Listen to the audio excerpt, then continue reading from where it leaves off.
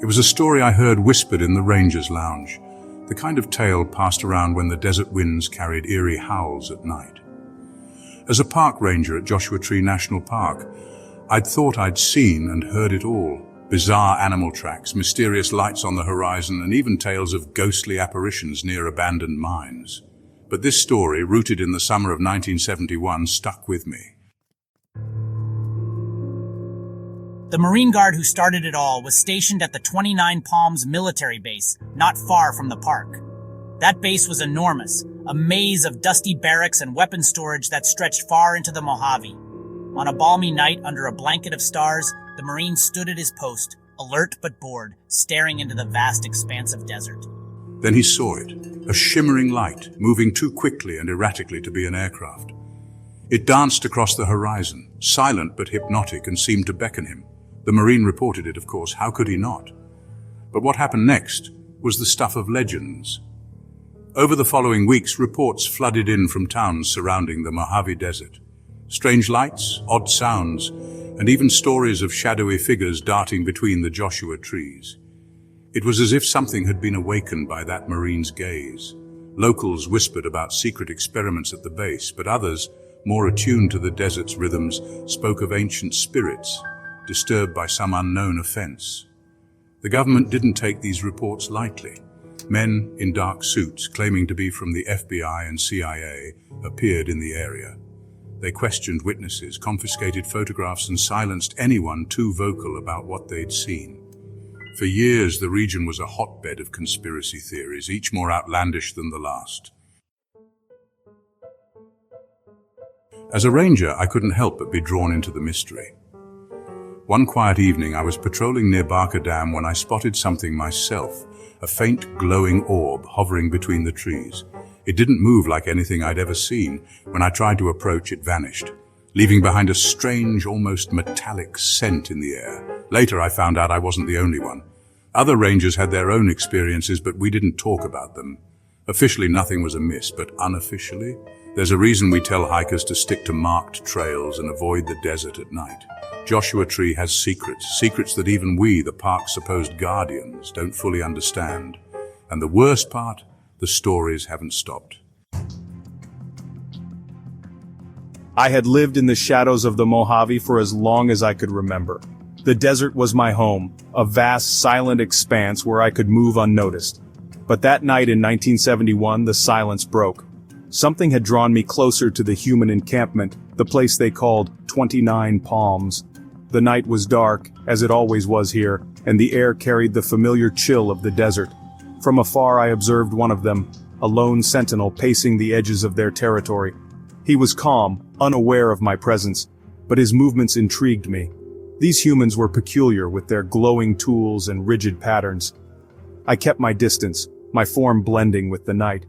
But the wind betrayed me. It carried the faintest sound of my steps, the rustle of the desert floor. He stopped, listening. His kind were always vigilant, their eyes darting into the darkness, searching for threats that rarely came. He approached cautiously, his light cutting through the blackness. I could see the faint outline of him now, the weapon slung across his chest. It was strange how they clung to such things, as if they thought they could control what they didn't understand. When I finally stepped into his line of sight, I saw the change in him. Fear and resolve warred in his eyes.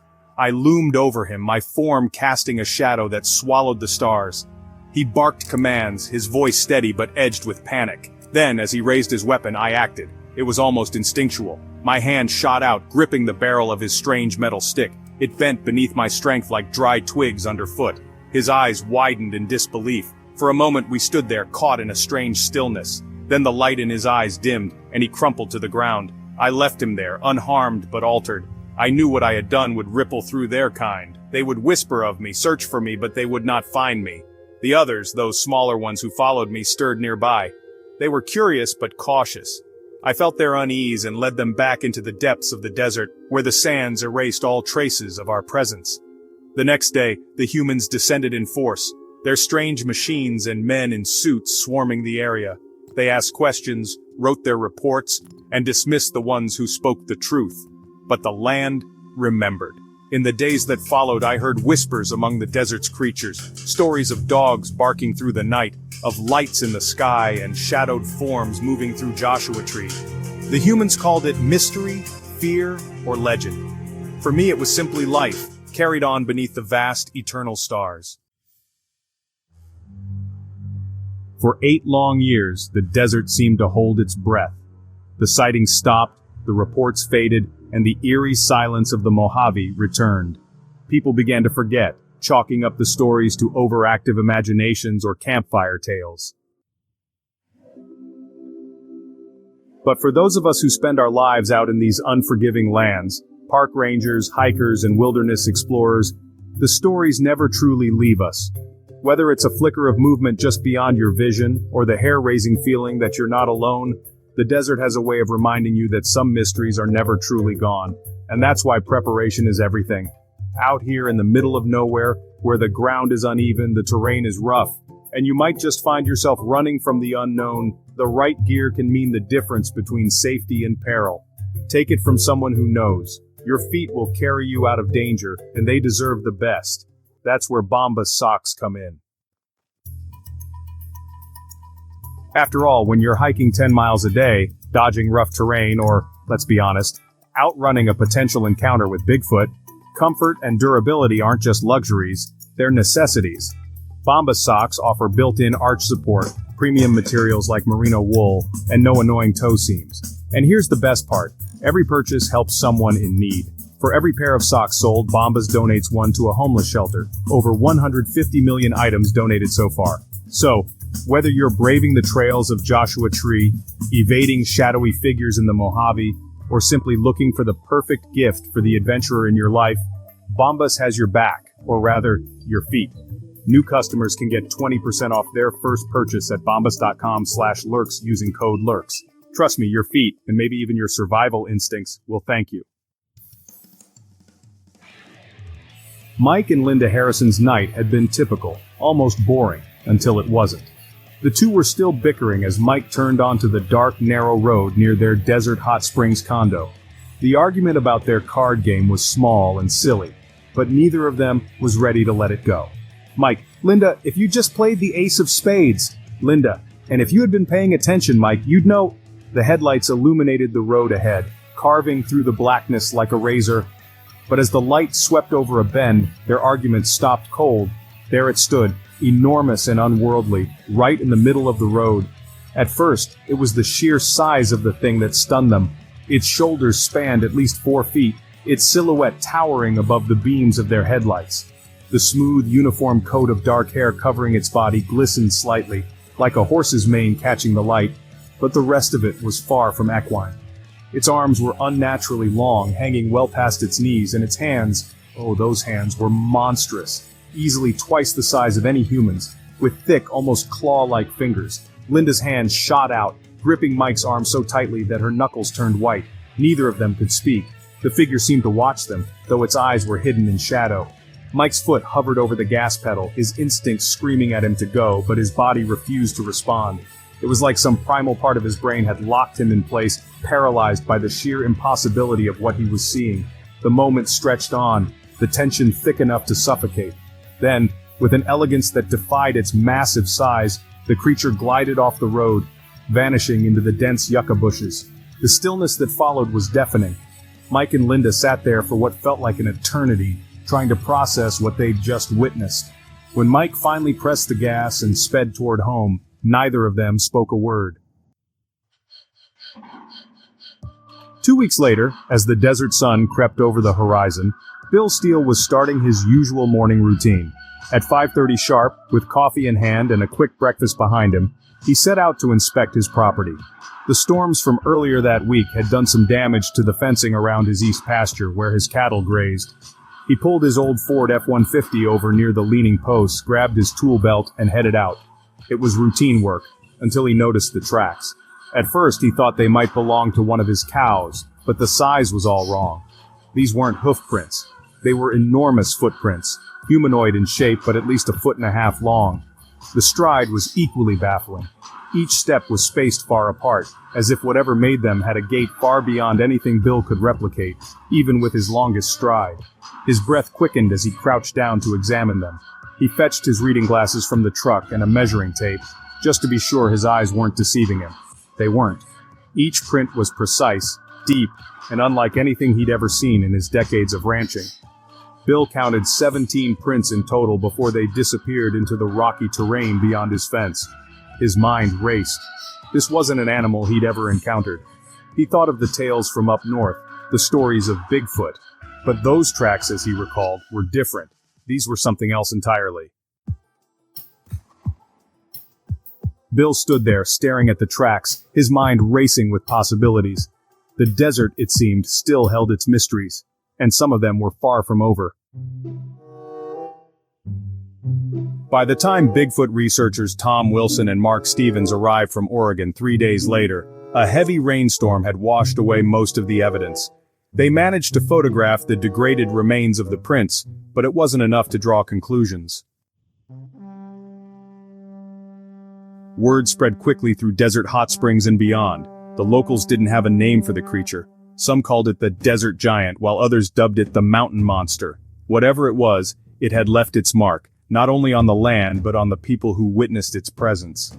For the Harrisons and Bill Steele, the Mojave would never feel the same again. It was no longer just a quiet stretch of desert. It was a place where the unknown still roamed. Ken Fox and Mike Reynolds were tired but in high spirits as they navigated the desolate desert roads back to 29 Palms. They'd spent the day skiing at Big Bear Lake, a much-needed escape from the monotony of military life. As the car hummed along the empty stretch of highway, they debated their next adventure. Mike, I'm telling you, Mammoth Mountain is worth the extra 3 hours. Ken, yeah, if you like overpriced gear rentals and crowded slopes. Big Bear's fine, man. Their banter was interrupted when something shifted in the periphery of their vision. Ken squinted, leaning forward. Ken, did you see that? Mike, probably just a coyote. But then it happened. From the left side of the road, an enormous figure rose to its full height. It wasn't a coyote. It wasn't anything familiar. It sprinted across the asphalt in 3 impossibly long strides, its arms pumping in a disturbingly human-like motion. The headlights caught its lower half, revealing powerful legs covered in coarse, dark hair. Mike, what the? Mike slammed the brakes and the car skidded to a halt. For a moment, both men sat in stunned silence, the weight of what they'd just seen sinking in. Mike broke it first, yanking the wheel to the right so abruptly that their skis in the back seat slid across the car. Ken, what are you doing, Mike? Going after it. Ken fumbled with the glove compartment, pulling out Mike's wife's pistol. The cold steel felt oddly reassuring in his hands, though deep down, he wasn't sure it would make a difference. They turned onto a dirt road that led toward an old cement factory, a hulking structure that loomed eerily in the distance. The headlights illuminated the jagged terrain as the car crept forward. Both men scanned the darkness, their senses heightened, every shadow and movement a potential threat. The factory grew larger as they approached, its crumbling facade a stark contrast against the moonlit desert. A chill crept over them, and it wasn't from the cool night air. Ken, I don't like this. Mike stopped the car, cutting the engine. Mike, let's see if it comes to us. He reached over and switched off the headlights. The darkness swallowed them whole. Ken, what are you doing? Mike, if it's out there, it's probably staying just out of sight. Maybe this'll draw it out. Minutes passed in tense silence, each one stretching longer than the last. Ken's knuckles whitened around the pistol, his ears straining for the faintest sound. But the desert remained eerily quiet. Ken, this is stupid. Whatever that thing was, it's gone. Reluctantly, Mike agreed. He turned the headlights back on, their pale beams cutting through the oppressive dark. The factory loomed empty and lifeless, offering no answers. They drove away, their adrenaline slowly fading, replaced by an unsettling mix of confusion and unease. Months later, long after their enlistments were up, Ken and Mike would occasionally talk about that night. They never officially reported it. What would they even say? But the memory lingered, vivid and unresolved, a mystery that neither of them could fully explain or forget. Even now, with cryptids like Bigfoot ingrained in popular culture, the idea of what they saw that night seemed too strange, too out of place in the Mojave Desert. Yet, in the quiet moments, when the desert wind howled outside, they couldn't shake the feeling that something out there had been watching them. The mysterious figure known as the Yucca Man has been a subject of fascination and fear for centuries. Sightings of this strange man-like beast have been reported across generations, and while skeptics remain, the sheer volume of eyewitness accounts leaves little doubt that something extraordinary, is lurking in the wilderness near Joshua Tree National Park. Even today, no one can say for certain what the Yucca Man is. Is it an undiscovered species, a relic of a prehistoric time, or something entirely beyond our comprehension?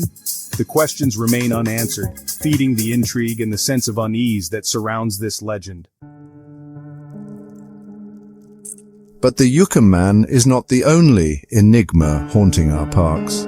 On the crisp morning of January 27, 2012, Dr. William Bill Bekus, the chief scientist at Olympic National Park in Washington state, was conducting his routine inspection of the park. Driving his 2010 Forest Service Jeep Cherokee along Forest Service Road 21 just 3 miles from the ranger station, Dr. Bekus enjoyed the tranquility of his early morning drive. The temperature hovered around 42 degrees Fahrenheit and a thin layer of frost blanketed the forest floor. As the sun's first rays pierced through the towering evergreens, Dr. Bekus turned a bend near the north shore of Lake Quinault. His peaceful morning was shattered. Slamming on the brakes, he stared in disbelief at a scene of sheer destruction. Hundreds of ancient trees, Douglas firs and western red cedars, some over 200 feet tall and 300 years old, lay sprawled across the forest floor.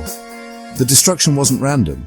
The trees were downed in a peculiar semicircular pattern. Some had been snapped cleanly at a height of 15 to 20 feet, while others were completely uprooted, their massive 15-foot root systems exposed to the cold morning air. Dr. Bekus stepped out of his jeep, grabbing his field notebook and GPS unit. This was no ordinary forest disturbance. By 7:15 a.m., he radioed the ranger station to report his findings. Within 30 minutes, 3 rangers arrived, armed with investigation equipment, including cameras, GPS mapping tools, and sample collection kits. Together, the team meticulously documented the scene. Photos were taken in a grid pattern every 50 feet. Soil samples were collected from multiple locations. Core samples were drilled from the trees that still stood in defiance of the inexplicable devastation. At first, the team suspected a windstorm might be the culprit. Strong gales are known to topple trees, especially in exposed areas, but as they examined the evidence, it became clear that this was no ordinary storm. The trees near the drainage outlet all pointed southeast, as if pushed over by a powerful gust. However, those on the western edge of the site fell north to south, and on the eastern edge the trees lay east to west. This baffling pattern defied logic. A windstorm would have caused all the trees to fall in the same direction. The deeper they delved into the mystery, the less sense it made. Was it a freak geological event, a hidden phenomenon of the natural world, or something else entirely? The eerie destruction, much like the legends of the Yucca Man, reminds us that nature still holds secrets we may never fully understand. In the quiet depths of the forest and the shadows of the desert, mysteries linger, daring the curious to seek answers. But perhaps some questions are better left unanswered. The bizarre destruction of over 100 ancient trees in Olympic National Park baffled experts and left scientists and investigators scrambling for answers. Dr. Cliff Mass, a senior meteorologist with decades of experience studying Pacific Northwest weather, was called in to analyze the data. Over the next few weeks, he reviewed tens of thousands of data points from local weather stations, satellite feeds, radar systems, and temperature monitors. His findings only deepened the mystery. There had been no significant weather events before or after the incident. The highest recorded wind speed in the area was a mere 12 miles per hour, far too weak to cause such devastation. There were no microbursts, no sudden temperature fluctuations, and no evidence of any atmospheric disturbances. But there was one anomaly. At precisely 2:17 a.m. on the morning of the incident, 3 seismic monitoring stations in the region recorded a brief 4-second event. It registered as a local magnitude of 1.2, a reading too small to to be classified as an earthquake, yet the wave patterns were unlike anything the researchers had ever seen. Dr. Mass and his team ruled out fault line activity, underground gas pockets, and even potential military exercises or logging operations. There were no explanations, no clues pointing to what could have caused such destruction. Over the next 6 months, research teams from 4 universities descended on the site. They installed motion sensors, weather stations, seismic monitors, and wildlife cameras.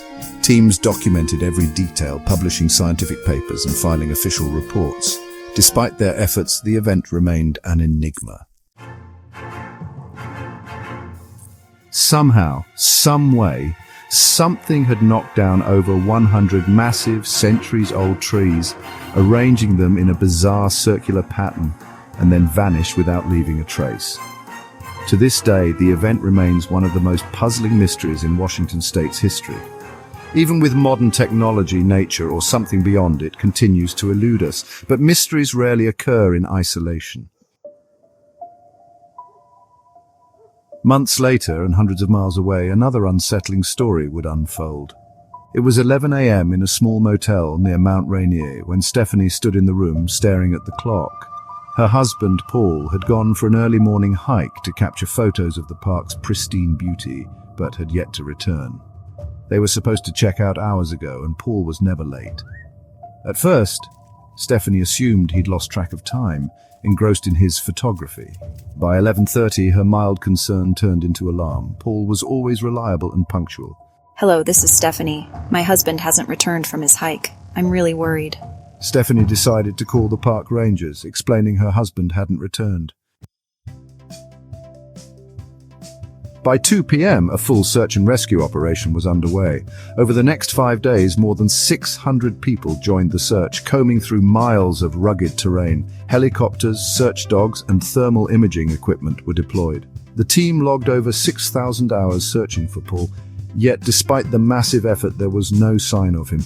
Not a footprint, a scrap of clothing, or a piece of his gear. It was as though Paul had vanished into thin air. The rangers eventually called off the search, and Stephanie was left with more questions than answers. What could have caused a seasoned hiker to disappear without a trace? Was it an accident, a predator, or perhaps something else entirely? The coincidence of these two baffling events, one involving the inexplicable destruction of a forest and the other the unexplained disappearance of a man, raises a chilling possibility. Could there be a connection? Some might call it nature's unsolvable mystery. Others something far more unsettling. The mystery of Paul Miller's disappearance and the harrowing discovery of his remains highlight the unforgiving and enigmatic nature of Joshua Tree National Park. The narrative intertwines the peril of the natural world with the unsettling uncertainty that lingers when answers elude us. Paul's case was one of many puzzling disappearances in the national park system. Despite the eventual discovery of his remains, the precise sequence of events leading to his death remains unclear. Was it the relentless desert heat, a medical emergency, or a tragic accident? The rugged and labyrinthine terrain of Joshua Tree meant that even seasoned search teams walked right past the location of his remains numerous times. Paul's family endured over a year of agony, organizing searches and leveraging advanced technology like drones and high-resolution aerial photography. While the discovery of his personal effects and skeletal remains brought some measure of closure, it left many questions unanswered. What led an experienced hiker with no known medical issues and adequate preparation to veer off the trail and meet his end in such a remote spot? The juxtaposition of the natural beauty and the inherent dangers of Joshua Tree National Park serves as a stark reminder of how quickly the balance can tip from tranquility to tragedy. As for the case of Paul Miller, it joins a growing list of unsolved incidents that cast a shadow over the mesmerizing allure of national parks.